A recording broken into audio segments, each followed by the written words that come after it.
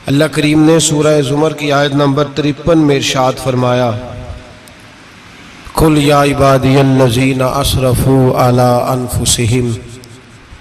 फरमाया, ए महबूब अलैहिस्सलाम, आप फरमा दें कि ऐ मेरे बंदो, वो बंदो जिन्होंने अपनी जानों पर गुनाह करके जुल्म कर लिया है, जिन्होंने गलती करके अपनी ही जान पर ज्यादती की है, ला तकनतू मिर रहमतिल्लाह, उनसे कह दो कि मेरी रहमत से नाउमीद ना हो। जो गलती कर बैठे हैं, गुनाह कर बैठे हैं, अपनी जान पर ज्यादती कर बैठे, उनसे कहो नाउमीद ना हो। इन्नल्लाह यग़फ़िरु ज़ुनूब जमीआ, बेशक अल्लाह उनके सब गुनाहों को माफ़ फरमा देगा। मायूस ना हो, खुदा की रहमत से कभी नाउमीद ना हो।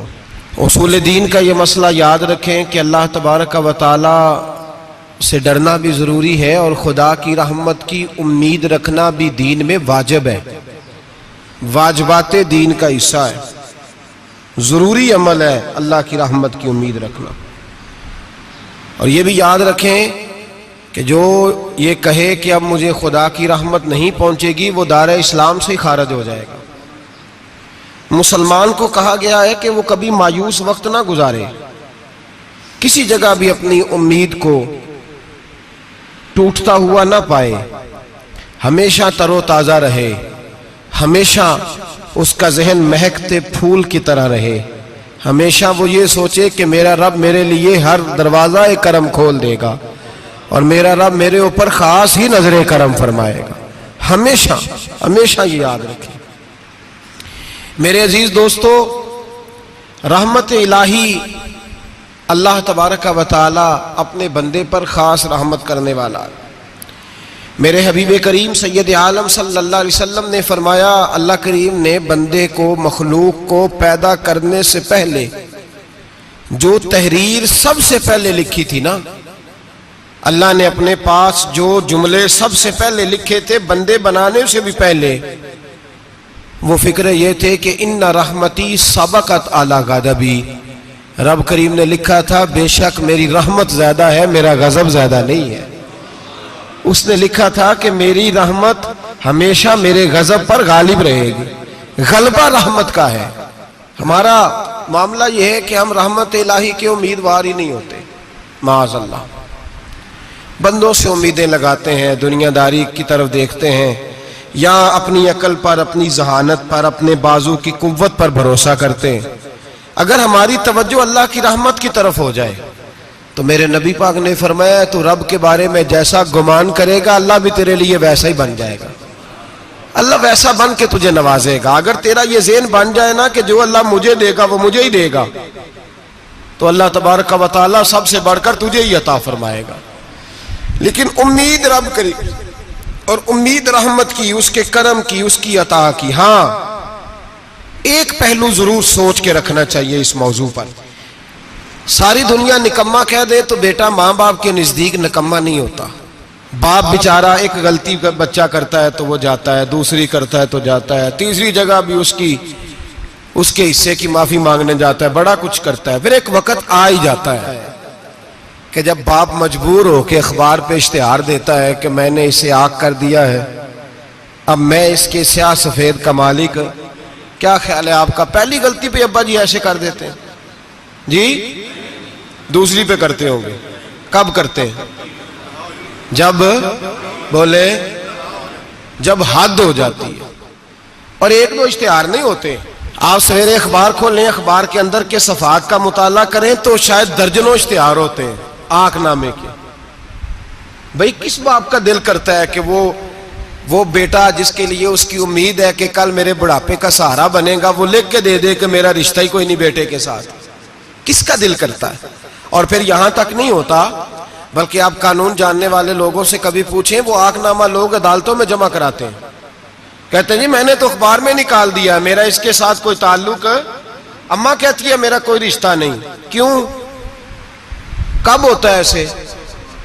जब बच्चा हद कर दे, जब बच्चा 1 2 3 4 गलतियों पे ऐसा, अल्लाह भी बंदे को सजा देता है। लेकिन कब? जब बंदा बाज ही ना आए, बंदा तौबा करे ही ना, रुजू ही ना करे, सोचे ना कि मुझे अल्लाह की बारगाह में जाना चाहिए।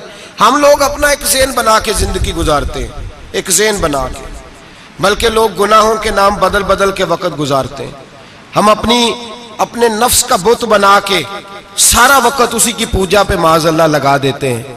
बस ये ठीक है, ये ठीक है और ये ठीक है, चौथी बात सही कोई नहीं। इसी के अंदर हम उलझे रहते हैं मेरे भाई। रहमत इलाही का गलत तस्वर अपनाते हैं। ओ मेरे भाई, किसी बंदे की मजबूरी तो माफ होती है, लेकिन अगर कोई जानबूझ के ज्यादती करे तो वह माफ, उसकी माफी। जिस बच्चे को पता हो ना उस्ताद को कि इसके वाकई घर में फौतगी हो गई थी, उस्ताद उसे सजा नहीं देता। जिसका पता हो कि वाकई ये बीमार था तो उस्ताद उसे क्लास में खड़ा नहीं करता। जिसका पता हो कि ये ज्यादती कर रहा है, जानबूझ के कर रहा है, उस्ताद उसे डंडों से मारता है और ज्यादा मारता है। कहता है तू नालायक है, तू जानबूझ के करता है। मेरे भाई, अल्लाह की रहमत है, हर एक पे बरसती है, लेकिन एक बंदा खड़ा ही हो जाए रब के मुकाबले में, वो ना नमाज पढ़े, ना मस्जिद आए, ना कोई काम करे, ना वो दीन की तरफ तवज्जो करे, ना वो कभी अल्लाह से इस्तिगफार करे, ना वो कभी जायज काम की तरफ तवज्जो करे, सारी जिंदगी हराम इकट्ठा करे, नाजायज करे, तो अब तूने हद कर दी। तेरे पास गजब आया नहीं, बल्कि तूने गजब को आवाज दी है। तूने अल्लाह के गजब को, बोलिए, अल्लाह के गजब को, गजब होना और होता है, और गजब को आवाज देना, बोलिए, गजब को आवाज देना, इनमें फर्क है मेरे भाई, याद रखें। हम आवाज देते हैं गजब को, गजब होता नहीं। देखें नबी करीम सल्लल्लाहु अलैहि वसल्लम, और ये हदीस आपने याद रखनी है, ये याद रखनी है। नबी पाक सल्लल्लाहु अलैहि वसल्लम ने ना बहुत कम लोगों को बेवकूफ कहा है। हमारे जमाने में तो आम लफ्ज है ना बेवकूफ कहना। अल्लाह के रसूल सल्लल्लाहु अलैहि वसल्लम ने बहुत कम लोगों को बेवकूफ कहा है। मुस्नद इमाम अहमद बिन हंबल की हदीस है, नबी करीम अलैहिस्सलातु वस्सलाम ने फरमाया वो अहमक है, वो बेवकूफ है। नबी पाक फरमा रहे, और मैंने कहा कम लोगों को हुजूर बेवकूफ कहते थे। नबी करीम अलैहिस्सलातु वस्सलाम ने फरमाया वो बंदा बेवकूफ है जो सारा दिन अल्लाह की नाफरमानी करता है और फिर भी रब की रहमत की उम्मीद करता है, तो बेवकूफ है। सुबह से शाम तक लगा हुआ है, मैंने नहीं अल्लाह माननी, मैंने नहीं तेरी माननी, माज अल्लाह मैंने नहीं माननी। शाम होती है तो कहता है अल्लाह बड़ा मेहरबान है, बख्श देगा। तू बेवकूफ है, तू बेवकूफ है। तू बता ना क्या मजबूरी थी नमाज ना पढ़ने की? किसने तुझे गन पॉइंट पे कहा था हराम खाने को? और फला आदमी की तूने गीबत की तो तेरा उसमें क्या फायदा था? ये जो तूने सिर्फ 10 बंदों को हंसाने के लिए झूठा लतीफा सुनाया, इसमें तेरा क्या नफा था? तू सुबह से शाम तक नाफरमानी करता है, शाम को कहता है अल्लाह करीम है माफ कर देगा, अल्लाह मेहरबान है माफ कर देगा। उस्ताद मेहरबान होता है कि नहीं? फेल क्यों करता है इम्तिहान में? बोले उस्ताद बाप होता है ना, उसका दिल करता है शागिर्द फेल हो जाए, तो क्यों करता है? लेकिन शागिर्द ने ज्यादती की, उसने पढ़ा नहीं, उसने, मैंने कहा बाप आकनामा लिखवाता है, मजबूर होकर लिखवाता है ना। ओ भाई याद, बड़ी प्यारी मिसाल मुल्ला रूमी लिखते हैं, कहते हैं मेरे गांव की एक बीबी थी, उस बीबी ने एक बछड़ा पाला हुआ था। देहातों में ना बूढ़ी माएं बछड़े को पेड़ा देती थी और नाम भी रख लेती थी। किसी ने मिठू नाम रखा होता था, किसी ने कोई नाम। कहते हैं माँ ने बछड़ा रखा हुआ था, अम्मा उसको आवाज देती तो बछड़ा दौड़ा आता, अम्मा उसको पेड़ा खिलाती। बछड़ा बड़ा प्यारा था, जवान हो गया। अम्मा इसलिए बछड़ा पाल रही थी कि जब बछड़ा बड़ा हो जाएगा तो हल के अंदर बच्चे उसे लगाएंगे, खेती में हल चलाएंगे। बछड़ा बड़ा हो गया, अम्मा के बेटे कहने लगे अम्मा ला, तूने बड़ा खिला पिला लिया, इससे कोई काम लेते हैं। हल के आगे लगाया तो कहने लगा मैंने तो नहीं चलना। अम्मा के पास आए, कहने लगे ये नहीं चलता। अम्मा कहने लगी चलो टाइम दो, थोड़ा समझ जाएगा। फिर मौका दिया, फिर आए, कहा अम्मा अब तो हमने उसके नाक में नकेल भी डाल दी है, लेकिन अब भी ये हल में चलने को तैयार है। मुल्ला रूमी रहमतुल्लाह अलैह फरमाते हैं फिर कहा अम्मा से, अम्मा कहने लगी चलो थोड़ा टाइम और दे दो, सियाना हो जाएगा। थोड़ा टाइम और दिया, डंडे भी मारे, लेकिन वो सियाना होने को तैयार है। अब अम्मा के पास आए तो अम्मा मजबूर हो गई, दिल नहीं करता था। कहने लगी जाओ फिर कसाई के हाथ बेच डालो। वो गया कसाई के पास, उसे काटा गया, उसकी खाल उतारी गई, उसके छोटे छोटे पीस करके खा गए लोग। वो मां रो रही थी, लोगों ने अम्मा से कहा तुझे तो बड़ा प्यारा था, तूने कटवा को दिया। तो अम्मा कहने लगी प्यारा तो बड़ा था पर मानता नहीं था। प्यारा बड़ा था, काश बात मानता, मकसद पूरा करता तो कभी भी काटा। भाई रब करीम नहीं चाहता बंदा दोज़ख में जले, अल्लाह की रहमत नहीं चाहती जहन्नम में जले, पर बंदा मानता ही नहीं, ये तैयार ही नहीं होता। ये सोया हुआ है सवेरे, ये वो गप्पे लगा रहा है, असर के वक्त चौराहे पे खड़ा है, नमाज पढ़ने नहीं आया। इसने सारी जिंदगी में दर्जनों लतीफे सीख लिए, हजारों कहानियां सीख गया, कुरान पाक पढ़ना नहीं सीखा। इसने जिंदगी की हर चालाकी सीख ली है, नहीं सीखी तो अपने रसूल की हदीस नहीं सीखी, नहीं सीखा तो दीन की जरूरी बातों को नहीं सीखा। अब रब की रहमत तो नहीं चाहती कि बंदा जहन्नम में जाए, वो तो मेहरबान है, लेकिन रब करीम का कानून का तकाजा ये है कि जो अहकाम पूरे नहीं करेगा उसे फिर दोज़ख में ढाला जाएगा। तो हमारे बुजुर्ग फरमाया करते थे असल बात यह है कि अल्लाह नहीं मुसलमान को दोज़ख में डालना चाहता, मुसलमान अपनी मर्जी से छलांगे लगा रहा है, ये खुद छलांगे लगाता है, ये बाज नहीं आता। आप यकीन करें बड़ी जिम्मेदारी के साथ, बड़े खुलूस के साथ और बड़ी दयानतदारी से तजर्बे की बात अर्ज करता हूं। हमारे बहुत सारे गुनाह ऐसे हैं जिन गुनाहों का हमारी दुनियादारी को भी कोई फायदा नहीं, कोई फायदा नहीं हमारी दुनिया को भी उस गलती का। मेरी बातों की समझ आ रही है आप दोस्त? कुछ गुनाह ऐसे, एक तो होता है कि दुनिया का कोई फायदा हो, उस गुनाह में हमारी दुनिया का भी कोई फायदा। जो आदमी झूठे लतीफे सुनाता है, झूठ बोलता है, झूठ कोई फायदा नहीं उसे, लोग 10 मिनट हंसते हैं और बाहर जा कहते हैं यार ये तो कोई गैर संजीदा आदमी, वो अकल ही नहीं। क्या फायदा कमाया उसने, क्या नफा लिया उसने? जो आदमी बढ़ बढ़ के बातें करता है, 2, 4, 5, 10 आदमियों की कीमत कर जाता है, लोग कहते हैं यार बड़ा चुगलखोर है। क्या कमाया उसने जिंदगी में? कुछ हासिल कर लिया उसने? हमारे बहुत सारे गुनाह मेरे भाई वो है जिनका हमारी दुनिया को भी कोई फायदा नहीं। तो क्यों ना हम उन गुनाहों को छोड़ दें ताकि हमारे दीन को तो फायदा हो जाए, दीन को तो फायदा हो जाए। सिर्फ जुबान के जायके हैं, कुछ देर के लिए हमारी तबीयत के तकाजे हैं, 10 मिनट की मुस्कुराहट है जिसके लिए हम अल्लाह तबारक व तआला का कानून तोड़ते फिरते आ रहे हो। मेरे हबीब करीम अलैहिस्सलाम ने मुसलमान को कहा है कि तेरा रब तो चाहता है कि बस तू आ जा, वो तुझ पे रहमत नाजिल कर देगा। आना तो शर्त है कि नहीं? आना तो शर्त है कि नहीं? अच्छा चले ये बताएं, जो आदमी 1 से लेकर 31 तारीख तक ड्यूटी करे उसको तनख्वाह लेने जाना पड़ता है कि तनख्वाह घर आ जाती है? बोल के बताएं। फिर भी जाना पड़ता है, वो कहे मैंने ड्यूटी पूरी की है, फिर भी जाना पड़ता है। ड्यूटी पूरी करने के बावजूद तुझे तनख्वाह लेने, और हो सकता है कि यह भी कहा जाए अभी आई नहीं कल आना, हो सकता है यह भी कहा जाए परसों आना, यह भी मुमकिन नहीं कि फौरन। ओ खुदा के बंदे तू आता ही नहीं खुदा की रहमत लेने, तू उसके घर की तरफ रुजू ही नहीं करता, तू तवज्जो ही नहीं करता, तू कहता अल्लाह मेहरबान है। भाई मेहरबान तो है, तू रहमत लेने आया है, तूने को बहाना बनाया उसकी रहमत का। अल्लाह की रहमत कीमत नहीं मांगती, बहाना मांगती है, पर बताना तेरा कोई बहाना है कि नहीं। मेरे नबी करीम सैयद आलम सल्लल्लाहु ताला अलैहि वसल्लम ने फरमाया रब कीमत का सवाल और नहीं मांगता। यकीन करें नहीं मांग, बंदे कीमत मांगते हैं। अब 100 दफा मुस्कुरा के बात करें, एक दफा ना करें तो कहते हैं मौलवी साहब अमीर हो गए, अब तो सही सलाम भी नहीं लेते। एक दफा हो सकता है बेचारा पेट में दर्द हो रही हो सकता है घर की को बहुत बड़ी टेंशन हो सकता है कोई मजबूरी हो। बंदे हमा वक्त कीमत मांगते हैं, हमा वक्त आप तंदुरुस्त हैं, हर वक्त आप कीमत अदा करते हैं तो लोग राजी हैं। लेकिन रब कहता तू कोई कीमत ना दे, कोई बहाना ही बना ले, तेरा रब तुझसे राजी हो जाएगा। सुने बड़ी प्यारी हदीस, बड़ी खूबसूरत हदीस, कंजुल माल में दीगर कुतुब हदीस में है। हजरत अबू हुरैरा रदी अल्लाह तआला अन्हु फरमाते एक बाबा जी नबी पाक की बारगाह में आए और जब वो वापस जाने लगे तो मैंने उम्र पूछी तो उम्र थी 96 साल। कहते हैं बुजुर्ग जब आए ना तो ये भवें जो है ना उनकी सफेद होके तो यूं आंखों पे आ गई। बड़ी छड़ी बाबा जी ने पकड़ी हुई और दोनों हाथ पकड़ के ना छड़ी के ऊपर झुके हुए हैं एक जानिब।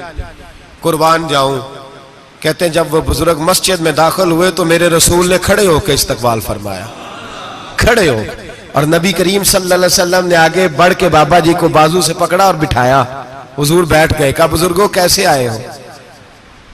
तो कहते हैं वो बाबा जी बात करते तो आंख खोल के पहले हुजूर का चेहरा देखते, फिर वो बात करते तो उनके लबो लहजे के अंदर बड़ी परेशानी, बड़ी तकलीफ, बड़ी मायूसी। अर्ज करने लगे या रसूल अल्लाह, हुजूर जिंदगी सारी गुनाहों में बीत गई है, हुजूर गलतियां ही गलतियां, याद माजी अजाब है, यार अब छीन ले मुझसे हाफजा मेरा। अल्लाह के रसूल बड़ी लंबी फहरिस्त है, पाप ही पाप है, काले स्याह दफ्तर है। या रसूल अल्लाह सल्लल्लाहु अलैहि वसल्लम जब पलट के देखता हूं हुजूर मुझे नेकी दिखाई नहीं देती। हुजूर इस उम्र में आपका एक सहाबी मिला है, उसने बात समझाई है तो थोड़ा ख्याल आया है, लेकिन या रसूल अल्लाह सल्लल्लाहु अलैहि वसल्लम अब मेरा वजूद बेकार हो गया है, हुजूर बूढ़ा हो गया हूं। 3 बातें कही बुजुर्गों ने और निराली कही। कहने लगे या रसूल अल्लाह सल्लल्लाहु अलैहि वसल्लम, हुजूर अब तो मेरी कमर भी सीधी नहीं होती कि मैं नमाज ही सही अदा कर सकूं, बूढ़ा हो गया हूं। या रसूल अल्लाह सल्लल्लाहु अलैहि वसल्लम अब मेरे अंदर ताकत नहीं कि मैं मेहनत मजदूरी करके सदके और खैरात दे सकूं। या रसूल अल्लाह सल्लल्लाहु अलैहि वसल्लम अब मैं तलवार लेके जिहाद भी नहीं कर सकता। हुजूर ना मैं लंबी नमाजें पढ़ सकता हूं, आका ना मैं सदकातो खैरात दे सकता हूं, महबूबा ना मैं दीन के लिए कोई जिहाद कर सकता हूं। बेकार वजूद है, बेकार बेकार वजूद को तो घर वाले बर्दाश्त नहीं करते, बच्चे दुआ करते हैं या अल्लाह अब्बा जी को पर्दा दे दे, अम्मा को पर्दा दे दे, बेकार हो गया हूं और आज आया हूं तो मुझ बेकार को मेरा रब कबूल कर लेगा। आज कलमा पढ़ूं तो बेकार हूं, किसी काम का नहीं, ना नमाज ना सदकात ना जिहाद, कबूल कर लेगा। हजरत अबू हुरैरा फरमाते हैं जैसे बरसात में बारिश की झड़ी लगती है, यूं मुस्तफा की आंखों से झड़ी लग गई। हुजूर खोल के रोए, खोल के। और मेरे हबीबे पाक ने फरमाया बुजुर्गों बड़े मुजाहिद हैं, दीन के लिए जिहाद करने वाले बड़े हैं, रब करीम को आपकी तलवार की इतनी हाजत नहीं। और फरमाया उसके खजाने कोई खाली तो नहीं कि आप ही गोया सदका देंगे तो भरे जाएंगे। और फरमाया फिर रब करीम की शान में इजाफा नहीं करती इबादतें, वो तो बंदे को नफा देती हैं। मैं बुजुर्गों ना आप जिहाद करें ना आप सदकात दे, ला लंबी नमाजें पढ़े, आप सिदक दिल से आ जाए, अल्लाह के रसूल का वादा है रब आपको बगैर हिसाब किताब जन्नत अता फरमा देगा। आना तो शर्त है कि नहीं, आए तो सही ना, पहुंचे तो सही, आ गए उसको नहीं आदत सदकातो खैरात की, जिहाद की, तबलीग, आए तो सही ना। इन्ना लाबदा इज़ा तारफा सुम्मा ताबा ताबल्लाहु अलैहि। मेरे हबीब ने फरमाया बंदा जब रो के कहता है ना या अल्लाह गलती हो गई माफ कर दे, फरमाया मेरा मालिक उसे फौरन ही माफ फरमा देता है। तू आ तो सही, तू आता ही नहीं, तू आ ही नहीं रहा, तू घर में बैठा हुआ है, तू सोया हुआ है, तू दुकानदारी कर रहा है, तू पैसे गिन रहा है, तू आया ही नहीं, आ तो सही। बल्कि मेरे नबी पाक फरमाते हैं जब अल्लाह पाक का भागा हुआ गुलाम आता है फिर तो अल्लाह ज्यादा राजी होता है, फिर तो अल्लाह ज्यादा राजी होता है, ज्यादा राजी होता है। तो आ तो सही, पहुंच तो सही। बल्कि सूफिया तो और बात करते हैं, वो कहते हैं तो कभी भूल के भी रब रब करे तो अल्लाह तो उसे भी कबूल कर लेता है, भूल के। मुल्ला रूमी कहते हैं बनी इस्राइल का बंदा है, सनम पत्थर को कहते हैं, बुत को कहते हैं, बुत के सामने खड़ा है और सारी रात कहता है या सनम या सनम या सनम, ए पत्थर ए बुत, सारी रात पुकारता रहा। रात गहरी हो गई, नींद का गलबा थक गया, सोने के करीब आया तो गलती से मुंह से निकल गया या समद, या सनम की जगह निकल गया। रब करीम ने फरमाया जिब्रील दौड़ के जा, जो मांगता है इसे दे दे। हजरत जिब्रील अर्ज करते हैं मौला भूल के तेरा नाम ले रहा है, भूल के ले रहा है। तो रब करीम ने फरमाया चल नाम तो मेरा ही ले रहा है ना, मेरा ले रहा है ना, या अल्लाह। वो अल्लाह करीम ने फरमाया झूठे के सामने सारी रात का खड़ा है, सारी रात का पुकार रहा है, उसे कुछ नहीं मिला तो सच्चे का नाम लिया है। अगर मैं भी कुछ ना दूं और बुत में और मुझ में फर्क क्या रह जाएगा। जा जो मांगता है झोली भर के दे, नाम तो लिया है ना। ओ भाई तू बहाना तो बनाना, वो आ तो सही ना, तू यहां आ जा, पहुंच जा, आ जा, बस बैठ जा, उसकी बारगाह नाज में हाजिर तो हो ना, तुझे फुर्सत ही नहीं। तू यारों के लिए टाइम निकालता है, बाजारों के लिए टाइम निकालता है, गलियों के लिए टाइम निकालता है, चौकों चौराहों के लिए टाइम निकालता है, हफ्ते में एक दिन होटलिंग के लिए भी जाता है, लेकिन कभी छुप के दो नफलों की तुझे तौफीक नहीं होती। और मैं कई दफा कह चुका हूं, जिस बंदे को बगैर इबादत के रिज़्क ज्यादा मिलने लग जाए उस पर आजमाइश होती है रब करीम की। अल्लाह फरमाते हैं इसको पैसे दो, इसे आने ना देना, इसको को चल पैसे दौड़ जा। लोग समझते हैं मैं बड़ा ज़हीन हूं, अक्लमंद हूं, देखो मैं अपनी होशियारी से चालाकी से आगे निकल गया। तो आजमाइश है, ये तो आजमाइश है रब करीम की तरफ से, ये तो उसकी खुफिया तदबीर है मेरे भाई। उसकी बारगाह नाज तक जो आ गया, आना तो हमारी जिम्मेदारी है कि नहीं, फिर उसकी रहमत आगे बढ़ के इस्तकबाल कर लेती है, फिर अल्लाह का फजल उसको थाम लेता है उस बंदे को। और खुदा की रहमत कितनी ज्यादा है, मेरे हबीब करीम सैयद आलम सल्लल्लाहु अलैहि वसल्लम ने फरमाया अल्लाह ने अपनी रहमत के 100 हिस्से किए। कितने? हुजूर फरमाते हैं एक हिस्सा अल्लाह ने दुनिया में नाजिल किया है। कितना? एक हिस्सा। फरमाया ये जो माँ बेटे से प्यार करती है, बाप बेटे के लिए मजदूरी करता है जो बहन भाई के लिए रोती है, ये जो बीवी शौहर के लिए दुआ मांगती है, ये जो बच्चे माँ बाप से प्यार करते हैं, फरमाया ये उस एक रहमत का नतीजा है, एक रहमत का नतीजा। तो सहाबा कहने लगे या रसूलल्लाह वो 99 किधर है? नबी पाक ने फरमाया रब करीम ने संभाली हुई है, कयामत के दिन तुम्हें अता फरमाएगा।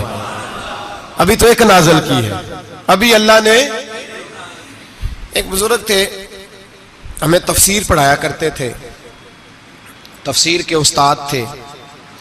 मैंने उनसे एक दिन कहा, मैंने कहा हज़रत साहब कुछ बातों में ना मैं अड़ जाता हूं, मैं अपने आप को इतना लायक नहीं समझता, तो कहीं कहीं ना ज़हन उलझ जाता है, तो कभी उलझ जाता हूं। एक सवाल कई दिनों का है, उसूल तफसीर का मसला है, तो जरा कुछ चीजें ऐसी होती हैं बुजुर्ग कहते हैं जो किताबों से नहीं मिलती, सिर्फ सीनों से मिलती हैं।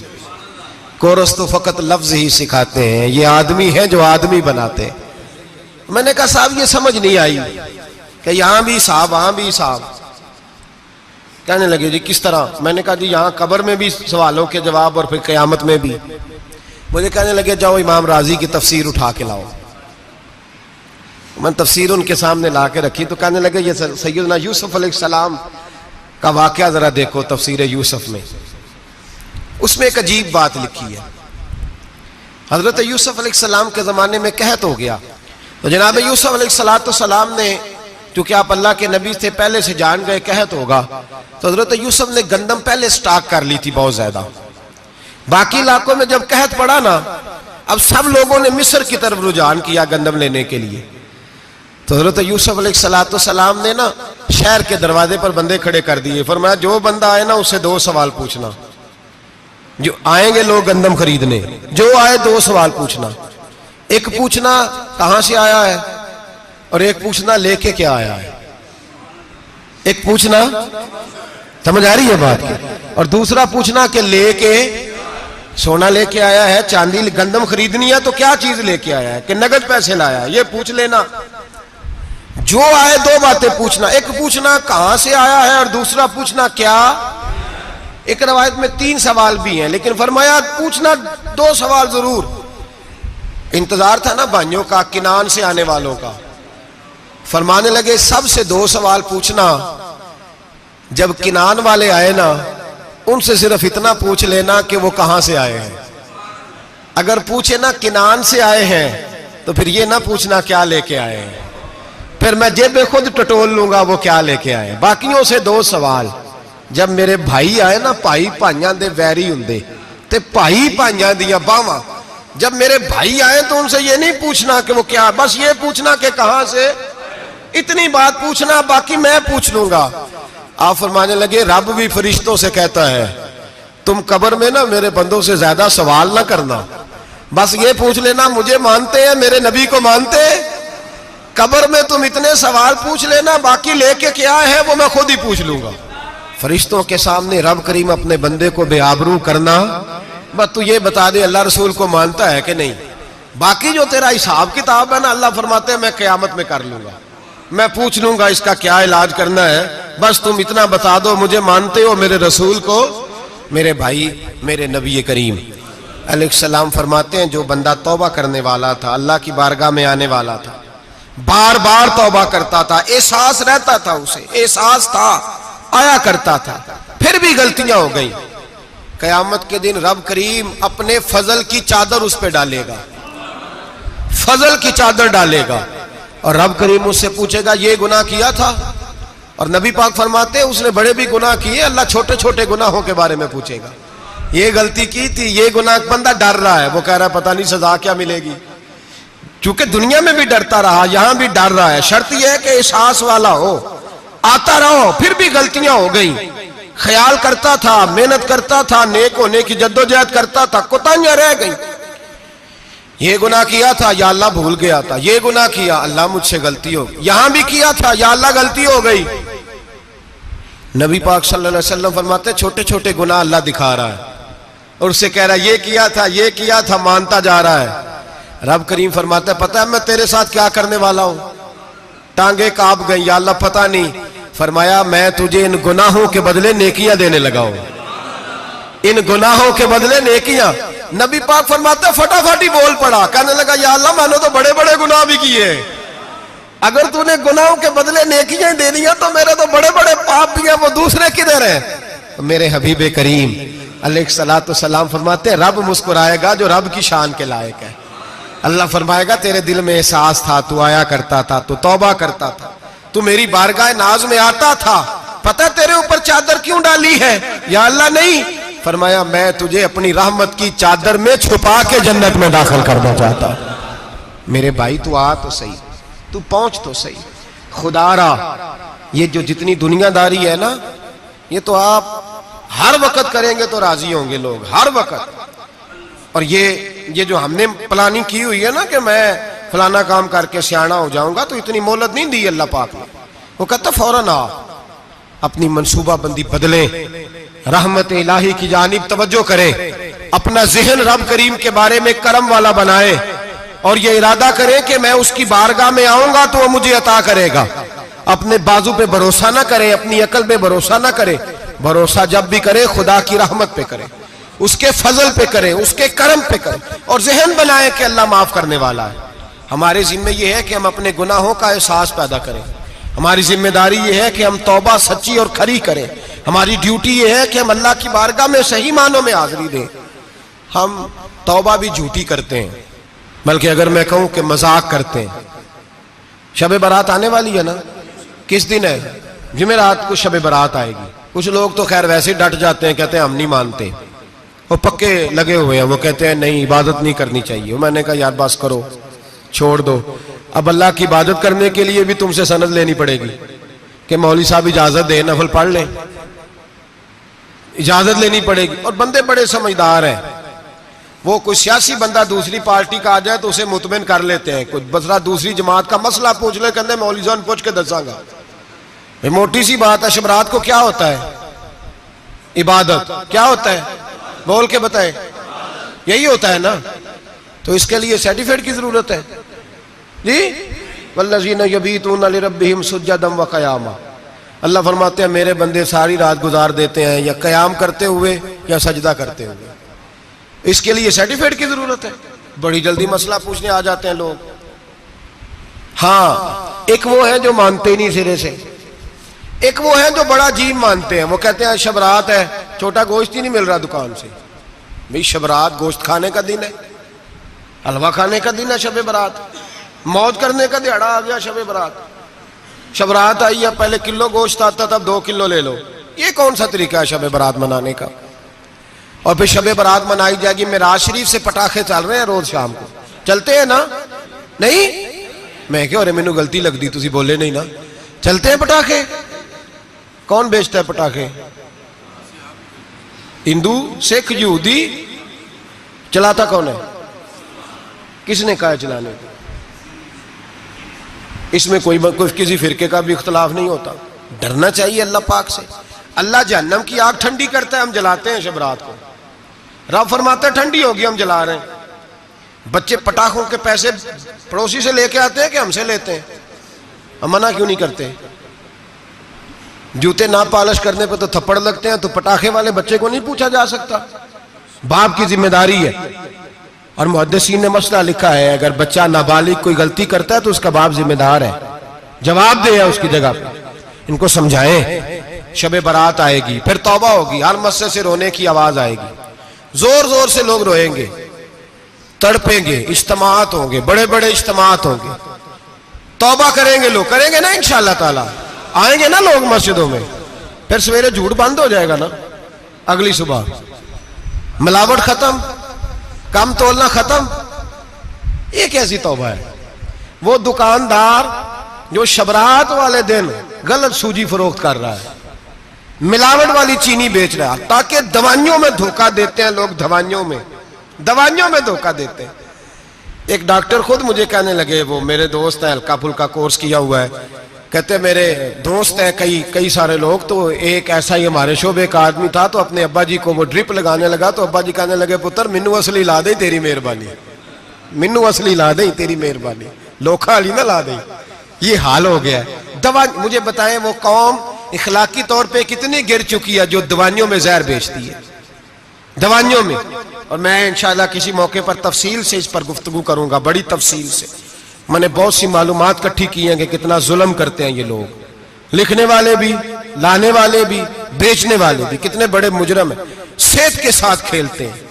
सेहत 12 लाम दाम बरसरे, मतलब जिस आदमी ने धोखे का माल ला के रखा है शबरात वाले दिन के, रात तौबा भी करनी है और सवेरे ये बेचना भी है, वो तौबा करने आया है।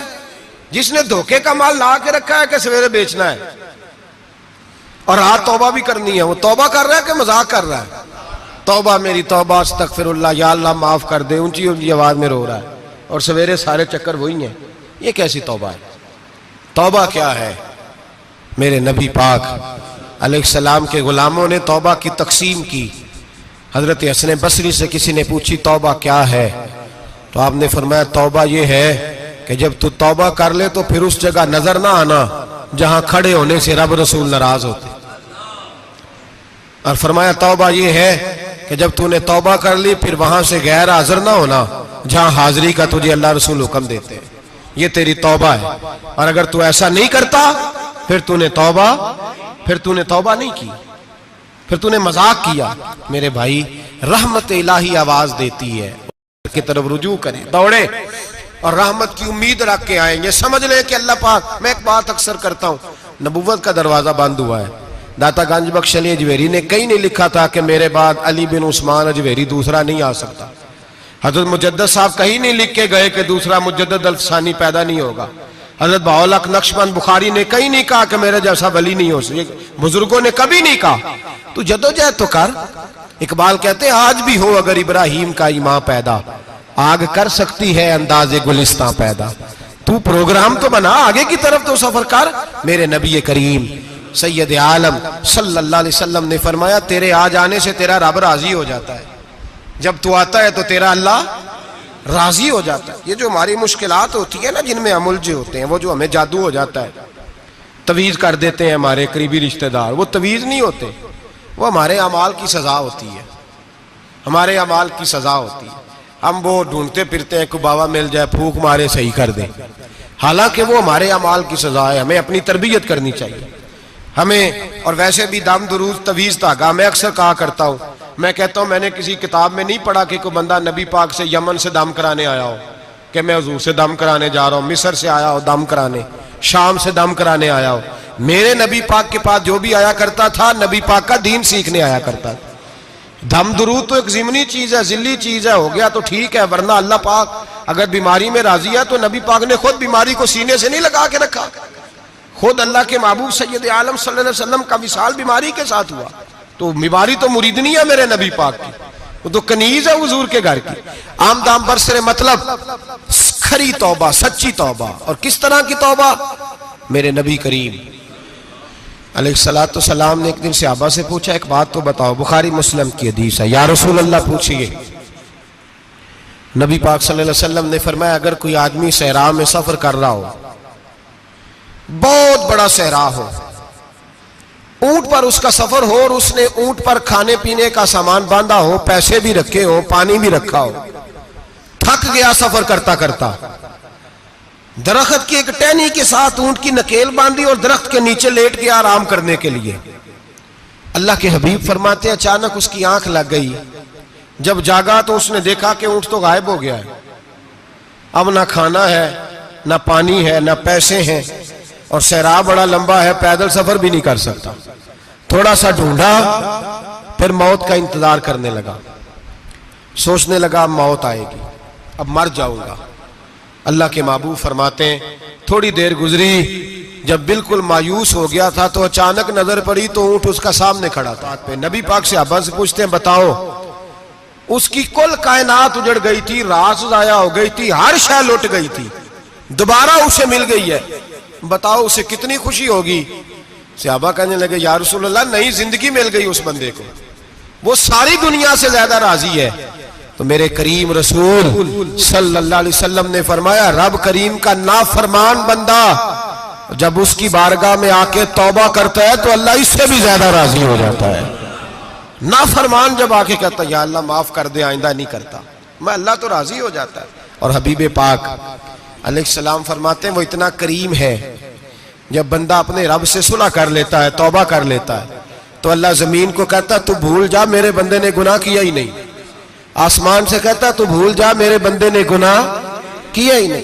फिर रब करीम फरिश्तों से फरमाता है कि मिटा दो जो तुमने लिखा था, मैंने अपने बंदे के साथ सुलह कर लिया। शबे बारात को आएंगे मस्जिद में इंशाअल्लाह। कितने बजे? हाँ नहीं, जो सोचिए ही नहीं है इस पासे थे। असर के वक्त मस्जिद आए शबरात। कितने बजे जी? असर के वक्त आए, गुस्ल करें, मस्जिद आए, असर के बाद दुरूद शरीफ पढ़े और मगरिब से लेकर फजर तक इबादत करें। मगरिब में शाम शुरू हो जाती है। एक रात जाग के देखें, जागना पड़ता है।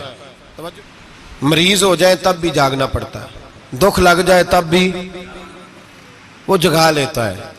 बड़े बड़े जागते हैं, बड़े बड़े जाग लेते हैं, वो जगा लेता है। तंदुरुस्ती भी, सेहत भी, दौलत भी, एसी भी, पलंग भी बड़ा अच्छा, लेकिन अगर वो नींद ना देना चाहे तो बंदा सारी रात ही तड़प के जागता है, तड़प के। और भूखा इतना, रोटी का भूखा इतना परेशान नहीं होता जितना नींद का भूखा परेशान होता है। उलझ जाता है इंसान, वो जगा लेता है कबल इसके कि वो खुद जगाए, खुद ब खुद जाग जाए।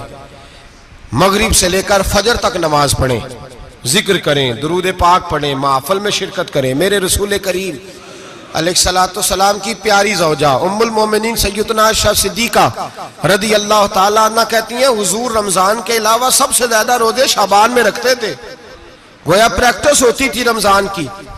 मैंने अर्ज किया या रसूल अल्लाह सल्लल्लाहु अलैहि वसल्लम इतने रोजे क्यों रखते हैं, अभी रमजान तो आ गए है। तो नबी पाक ने फरमाया आयशा इस महीने में बंदे का अमल अल्लाह की बारगाह में जाता है, मैं चाहता हूं जब मेरा अमल जाए तो मैंने रोजा रखा हुआ हो। कसरत से रोजा रखें और मेरे भाई बदल जाए। मेरे नबी पाक ने फरमाया गनीमत जान, अगर सेहत है तो बीमारी आने से पहले गनीमत जान जा, ये चली जाएगी। बीमार आदमी से कुछ भी नहीं होता, गनीमत जान ले, लम्हों को कुछ कर ले। और अगर तेरे पास फुर्सत है तो गनीमत जान ले मसरूफ होने से पहले पहले। मेरे हबीब करीम सैयद आलम अलैहिस्सलाम के गुलाम फरमाते हैं कि नबी पाक सल्लल्लाहु अलैहि वसल्लम ने हमें मिसाल दे के समझाया। मदीने में जो कबीला सबसे ज्यादा बकरियां पालता था वो बनु कल्ब का कबीला था, और फरमाते इतनी बकरियां थी कि उनकी बकरियां हमने कभी नहीं गिनी थी। नबी पाक अलैहिस्सलाम ने फरमाया जब शाबान की 15वीं रात आती है, ये तिरमिजी के लफ्ज है, फरमाया जब शाबान की 15वीं रात आती है तो बनु कल्ब के कबीले की बकरियों के बालों की तादाद के मुताबिक अल्लाह मेरी उम्मत के अफराद की बख्शिश फरमा देता है। और सहाबा कहते हैं हमें लगता यूं है कि चूंकि हमने जो चीज सबसे ज्यादा देखी थी वो बनु कल्ब की बकरियां थी, इसलिए नबी पाक ने हमें समझाने के लिए उनकी बात की, वरना अगर हमने उससे ज्यादा कुछ शायद देखी होती तो नबी पाक उसका नाम बयान फरमाते।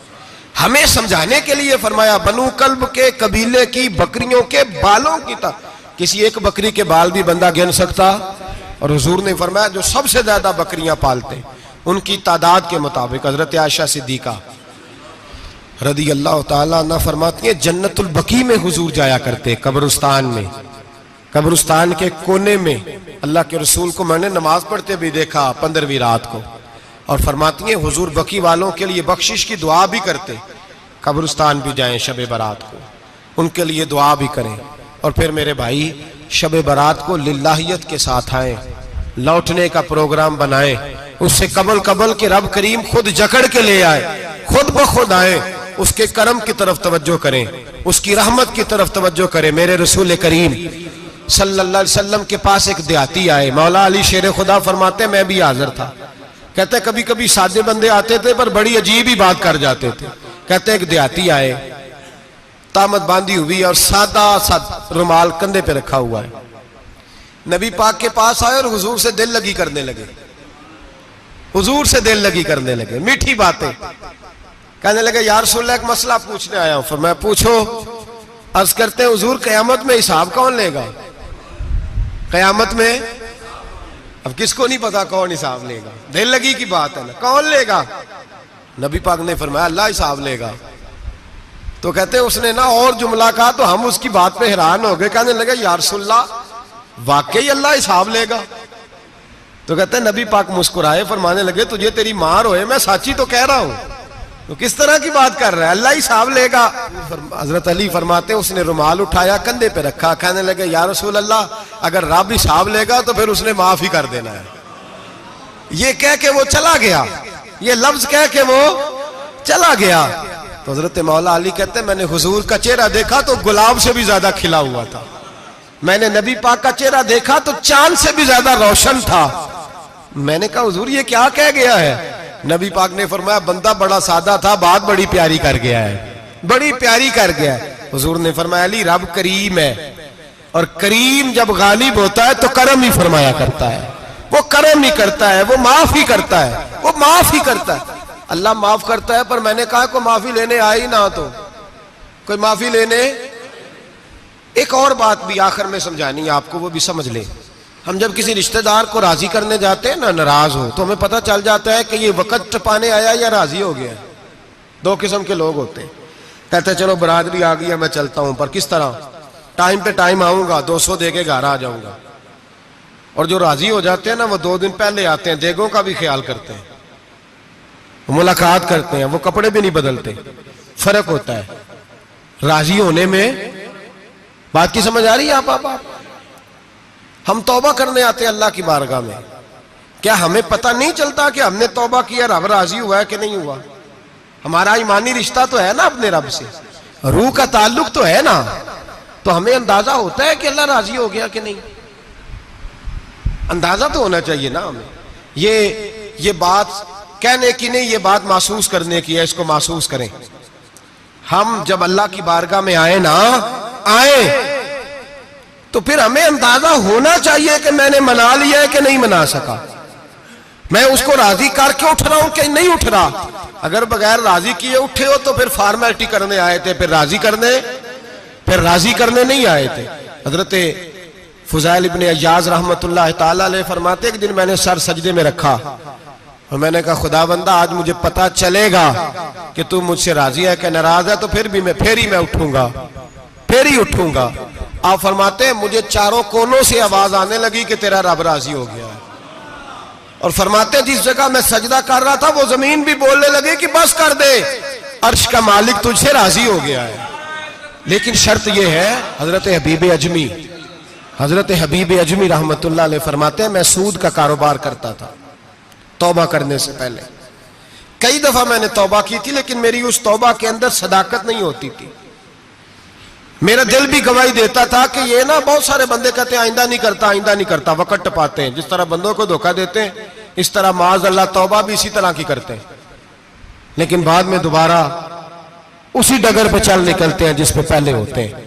आप फरमाते हैं मैं कई दफा तौबा करता था तो तोड़ देता था।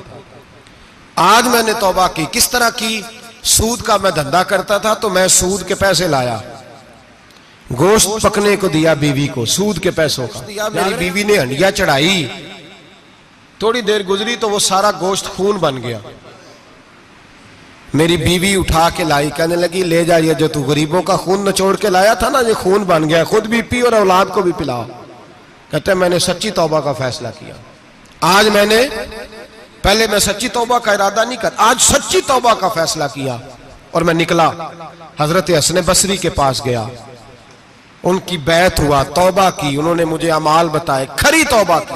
कहते हैं जब तौबा के लिए घर से निकला तो छोटे छोटे बच्चे खेल रहे थे। एक बच्चा कहने लगा पीछे हट जाओ, बहुत बड़ा सूदिया है, इसका साया भी पड़ गया तो हमारे अंदर नौसत आ जाएगी, पीछे हट जाओ, सूद का धंधा करता है। कहते मुझे और चोट लगी कि या अल्लाह तेरी छोटी छोटी मखलूक भी ये समझती है। कहते मैं तौबा करने गया तो खरी तौबा करके आया, हज़रत हसन बसरी के पास रो रो के तौबा की। मैं वहां से वापस आया तो बच्चे अभी खेल रहे थे। कहते वो बच्चा जो पहले बोला था कि पीछे हट जाओ, बड़ा सूद वाला है, नौसत पड़ जाएगी, वो बच्चा फिर आवाज देके कहने लगा दोस्तों पीछे हट जाओ, रब करीम का वली आ रहा है, अल्लाह का बंदा आ रहा है, कहीं ऐसा ना हो हमारे पैरों से गर्द उड़े और इस वली के ऊपर पड़े और इसकी तौहीन हो जाए, अल्लाह हमसे नाराज ना हो जाए वली की तौहीन करके, पीछे हट जाओ। आप फरमाते हैं मैंने तड़प के आसमान की तरफ देखा और मैंने कहा या अल्लाह मुझे समझ आ गई है कि खरी तौबा क्या होती है, सच्ची तौबा, असल तौबा क्या होती है। झूठ मूठ की तौबा न करें। शब बारात को आए और बड़ा दयानतदारी का मशवरा देता हूं, दिल को संभाल के आए। अगर झूठ नहीं छोड़ना, फरेब नहीं छोड़ना, हमने मस्जिद की हाजिरी की पाबंदी नहीं करनी तो फिर तौबा के लफ्ज पुकारना धोखा है, फिर ये धोखा है, फिर ये मजाक है, फिर मजाक ना करें। आना है तो खरी तौबा के इरादे से आए, खुल के आए। इंशाअल्लाह हर साल हम भी सारी रात यहाँ बैठते हैं, आपसे भी गुजारिश करेंगे कि छुट्टी ना करें, वक्त पे आए, मगरिब में आए, नवाफल अदा करें, इशा के बाद नवाफल पढ़ें। महफिल करने का मकसद ये होता है कि तिलावत से दिल नरम होता है, नात से दिल नरम होता है, तकरीर से इंसान की सोच बदलती है, तौबा की तरफ जाती है।